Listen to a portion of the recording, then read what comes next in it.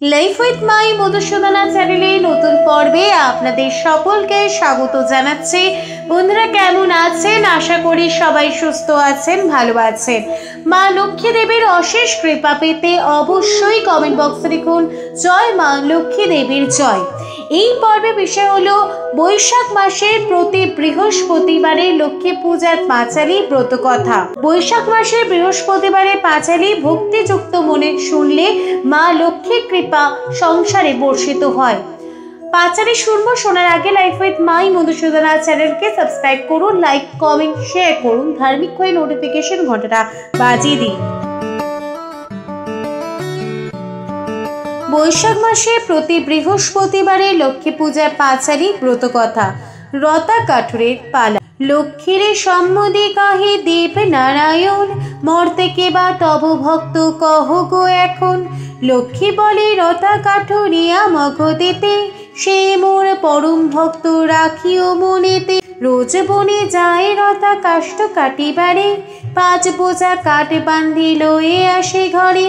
সহিষ্ণু ধোপারে এক এক বোঝা দেয়, 3 বোঝা কাষ্ঠ বেচে আহার জোগায়। চাল ডাল ক্রয় করে রান্না করে খায়, আহারও করিয়া শেষে ধোপা বাড়ি যায়। বস্ত্র ছাড়ি যায় রতা সহিষ্ণু গৃহেতে, এক অশ্ব চাহিল তাহার পাশেতে। সমুদ্র তীরেতে রতা অশ্বে চড়ি যায়, হেন কালে বাতাসা তারে দেখিবারে পায়। রাজপুত্র বলি তারে বাতাসা ভাবে মনে, পরিচয় নিতে তার পাঠালো দেওয়ানি। তরাই দেওয়ান গিয়া রতারি বলিল, কার রাজ্য হয় এটি কৃপা করে বলো। উত্তর না দিয়া রতা করিল প্রস্থান, বাতাসারে সেই কথা বলিল দেওয়ান। চিন্তা করি বাতাসা দেওয়ানিরে কয়, করল তুমি অবশ্যই লবে পরিচয়। নিত্যকার মতো রতা বন মধ্যে গেল, 5 বোঝা কাষ্ঠ কাটি যতনি বাঁধিল। হঠাৎ দেখিল রতা বহু মূল্য হার, অরণ্যেতে আছে পড়ে কিবা চমৎকার। হার লয়ে আসি রতা আহারও করিল, ধোপারও নিকটে বস্ত্র চাহিয়া পড়িল। বলবান অশ্ব নিল সহিষ্ণু নিকটে, অশ্বপৃষ্ঠে গেল রতা সমুদ্রেরও তটে। দেওয়ান রতারে হেরে দ্রুত সেথা আসে, কার রাজ্য হয় তাহা রতারি জিজ্ঞাসে। রতা বলে সময় তো নাহি কো আমার, বাতাসারে দিও এই বহু মূল্য হার। হার দিয়া দ্রুত রতা প্রস্থান করিল, দেওয়ান বজ্রাতে ফিরি বাতাসারে দিল। হার পেয়ে আনন্দিত বাতাসা হইল, বজ্রা ভাষায় শেষে অন্য রাজ্যে গেল। বজ্রা হইতে নামি বাতাসা রাজা পাশে যান, সেই হার মহারাজে করিল প্রদান। হার দেখে মহারাজ খুশি হনে মনে, সর্বশ্রেষ্ঠ চারি অশ্ব বাতাসারে দানে। অশ্ব লয়ে বাতাসা পুনঃ মগধেতে এলো, রতারও নিবাস কোথা জিজ্ঞাসা করিল। লোকমুখে শুনিয়া রতা ভয়ে পায়, গভীর অরণ্যে রতা ভয়েতে পালায়। স্তবস্তুতি করে মোর বসিয়া কাননে, চঞ্চল হইনু আমি ভক্তেরও কারণে। মায়া সরোবর এক করিনু সৃজন, অপরূপ শোভা তার না যায় বর্ণন।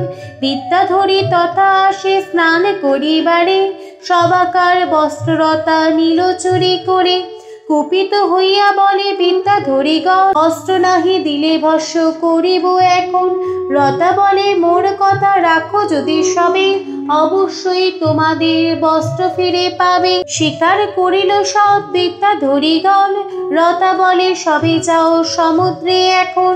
সোনারও কলসে জল ভরি আনো সবে, জিজ্ঞাসিলে রতা দাসী সকলে বলিবে। রতারও আদেশে সবে জল নিতে গেল, বাতাসা দেখিয়া সবে জিজ্ঞাসা করিল, কে তোমরা, তোমাদের দেহ পরিচয়। রতা রাজা দাসী মোরা শুনো মহাশয়। এই কথা বলে যবে গমন করিল, তাদের পশ্চাতে বাতাসা বন মধ্যে এলো। রতারে দেখিয়া বাতাসা বলিল তখন, চারি অশ্ব পাইয়াছি হারেরও কারণ। শুনি তাহা রতা বলে সেই বাত সারে, চারি অশ্ব লয়ে তুমি যাও নিজ ঘরে। চারি অশ্ব লয়ে বাদশা ভিন্ন রাজ্যে গেল, পণ রাখি ধন রত্ন তথায় জিতিল। সেই ধন রত্ন লয়ে রতা পাশে এলো, রতার কারণে এক প্রাসাদ গড়িল।